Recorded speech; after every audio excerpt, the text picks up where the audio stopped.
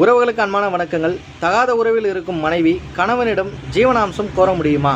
இது தொடர்பாக சத்தீஸ்கர் உயர்நீதிமன்றம் ஒரு வழக்கில் தீர்ப்பளித்திருக்கிறது. இந்த வழக்கினுடைய தீர்ப்பில் ஒரு கணவன் தன்னுடைய மனைவி வேறொரு ஆணுடன் தகாத உறவிலே இருப்பதை நீதிமன்றத்திலே நிரூபித்து ஆதாரபூர்வமாக நிரூபித்து ஒரு விவாகரத்தை பெற்றுவிடுகிறார்.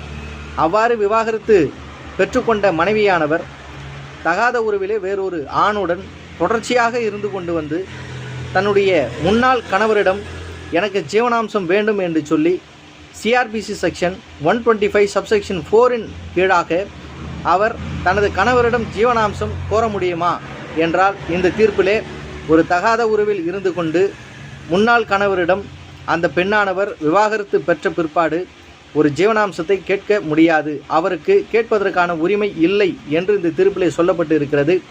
இதை பற்றி நீங்கள் தெரிந்து கொள்ளுங்கள். நன்றி.